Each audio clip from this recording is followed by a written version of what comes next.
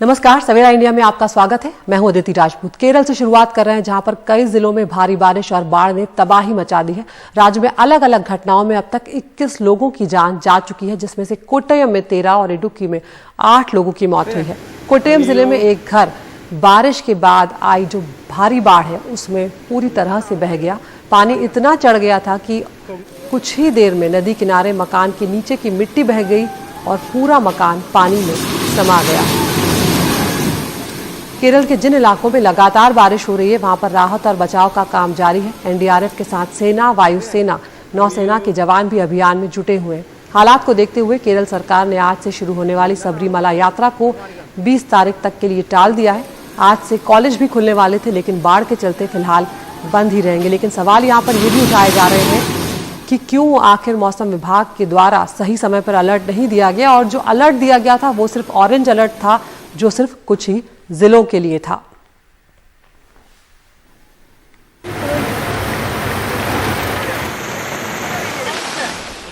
केरल के भूस्खलन प्रभावित जिलों कोट्टयम और इडुक्की में बड़े पैमाने पर खोज और बचाव अभियान जारी है। इन जिलों में भारी बारिश, बाढ़ और भूस्खलन की घटनाएं हुई हैं। इनमें कई घर भी बह गए हैं।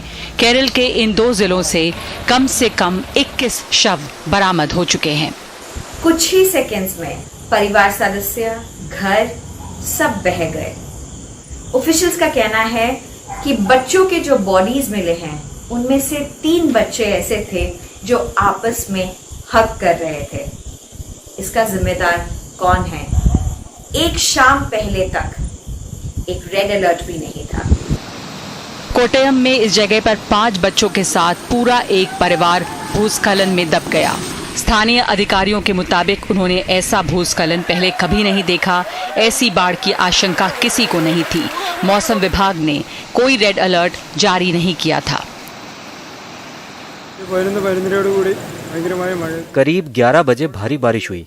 मैं इस रास्ते से जा रहा था, तभी मैंने उस घर पर भूस्खलन का मलबा गिरता देखा। पूरा घर जैसे बह गया। बच्चे और पिता लापता हैं। കുട്ടികളുടെ സ്കൂളിലെ സർട്ടിഫിക്കറ്റ് ഉൾപ്പെടെ എല്ലാം നശിച്ചിരിക്കുകയാണ്। ഇനി സർക്കാർ ഇവർക്ക് എന്തെങ്കിലും सब कुछ, यहाँ तक के बच्चों के स्कूल के सर्टिफिकेट भी बर्बाद हो गए हैं। अब सरकार का ही सहारा है।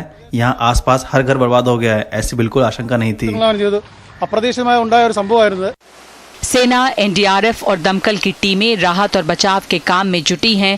राज्य के कई मंत्री और विपक्ष के नेता भी प्रभावित इलाकों में हैं।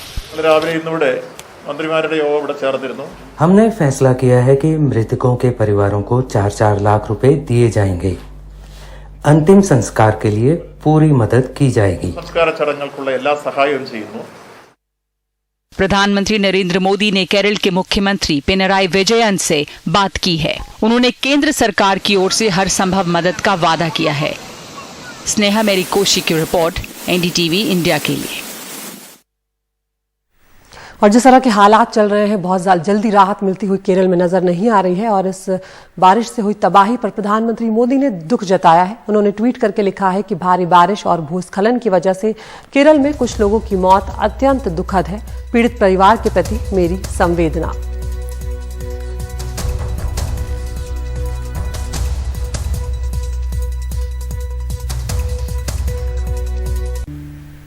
और अब बात करते हैं पंजाब की, जहां पर कांग्रेस के अध्यक्ष नवजोत सिंह सिद्धू ने अपना इस्तीफा वापस लेने के एक दिन बाद ही फिर पार्टी अध्यक्ष सोनिया गांधी को चिट्ठी लिखी है, जिसमें 13 मुद्दों का जिक्र किया है।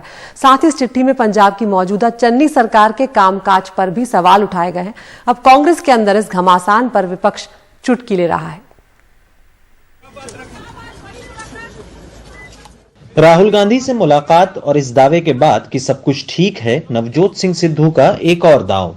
और अब उन्होंने कांग्रेस अध्यक्ष सोनिया गांधी को एक पत्र लिखा है। इसमें मुख्यमंत्री चरणजीत सिंह चन्नी के नेतृत्व वाली पंजाब सरकार के कामकाज पर कुछ सवाल उठाए हैं। वो भी तब जब कांग्रेस अध्यक्ष पार्टी नेताओं को साफ कर चुकी हैं कि वो मीडिया के जरिए उनसे बात ना करें। फिर भी सिद्धू ने सोनिया गांधी को लिखा पत्र ट्विटर पर डाल दिया, जिसमें 13 सूत्रीय पंजाब मॉडल की बात है। इनमें गुरु ग्रंथ साहब को अपवित्र करने से जुड़ी घटनाओं को रोकने, ड्रग और खनन माफिया पर लगाम लगाने, चन्नी कैबिनेट में अनुसूचित जाति के और नेताओं को शामिल करने और सोनिया गांधी से व्यक्तिगत मुलाकात की मांग शामिल है। कांग्रेस हाईकमान की ओर से सुलह की तमाम कोशिशों के बावजूद अपनी ही पार्टी पर सिद्धू के बार बार हमले से साफ संकेत हैं कि पंजाब कांग्रेस इकाई में सब कुछ ठीक नहीं चल रहा। हर पीसीसी अपने जो सेंट्रल लीडरशिप को अवगत कराता है कि ये इश्यूज हैं, इसके बारे में चर्चा करनी है।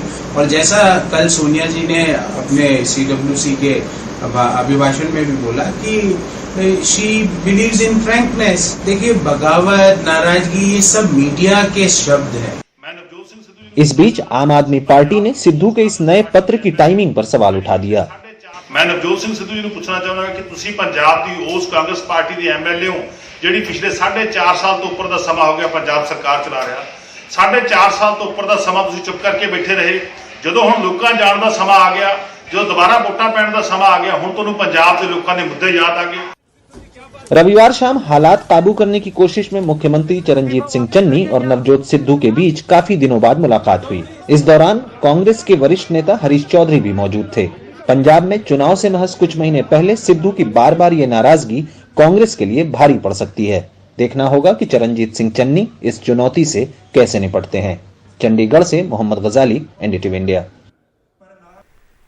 महाराष्ट्र के ग्रामीण इलाकों में 1ली से 4थी और शहरी इलाकों में 1ली से 7वीं तक के स्कूल बंद हैं और ऐसे में ग्रामीण इलाकों में बच्चों की पढ़ाई पर बुरा असर ना पड़े, इसके लिए महाराष्ट्र के अहमदनगर में अब बच्चों को घर में ही स्कूल की व्यवस्था दी जा रही है, जहां पर बच्चे अपने घरों में ही पढ़ाई कर रहे हैं। महाराष्ट्र के अहमदनगर जिले के भिस्तबाग इलाके में एक बच्चे के घर पर ही शिक्षक बच्चों को पढ़ाने के लिए पहुंच रहे हैं। दरअसल कोरोना के चलते छोटे बच्चों के लिए स्कूल अब तक नहीं खोले गए हैं। ऐसे में बच्चों की पढ़ाई लिखाई शुरू करने के लिए ऐसे नए कदम उठाए जा रहे हैं। जिला परिषद के शिक्षक किसी एक विद्यार्थी के घर वालों से कमरे की एक दीवार कुछ समय के लिए उन्हें देने के लिए कहते हैं और वहीं पर आसपास के बच्चों को पढ़ाने रोज शिक्षक पहुंचते हैं। पालक को विनती करके उनके यहाँ से एक दीवार के ऊपर हम सब शैक्षणिक साहित्य लगा लेते हैं और उन बच्चों को हर रोज जाके वहाँ पे पढ़ाते हैं और अलग अलग तरीके के शैक्षणिक साधन बना के दीवार के ऊपर चिपकाते हैं और इस वजह से बच्चों में एक अलग तरह से आनंद आता है और हर तरह उसकी क्यूरियोसिटी बढ़ती है। कई वजहों से ये मुहिम चलाने की जरूरत पड़ी है, जैसे हर बच्चे के पास पढ़ाई के लिए मोबाइल फोन नहीं है। इस वजह से कई बच्चों की पढ़ाई काफी पीछे छूट गई है।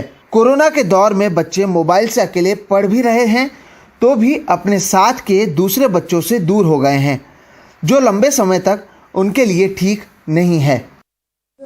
शिक्षा अधिकारियों के अनुसार बड़े बच्चों के लिए स्कूल खुल चुके हैं, लेकिन छोटे बच्चों की पढ़ाई जारी रखना भी बहुत जरूरी है। कोरोना की परिस्थिति असल्यामुळे अब तक ग्रामीण इलाकों में कक्षा 4 तक और शहरी इलाकों में कक्षा 8 तक स्कूल बंद है। बच्चों की पढ़ाई ना छूटे इसलिए शिक्षक हर रोज जाकर पढ़ा रहे हैं। पूरे अहमदनगर जिले में इस तरह की पढ़ाई शुरू है। अहमदनगर जिल्ह्यामध्ये सुरू आहे। पिछले 1.5 साल में बच्चों की पढ़ाई का बहुत नुकसान हो चुका है। उस नुकसान की भरपाई के लिए ऐसी नई कोशिशें बहुत ही जरूरी हैं। अहमदनगर से सागर दुस्सल के साथ मुंबई से सोहित मिश्रा, NDTV इंडिया।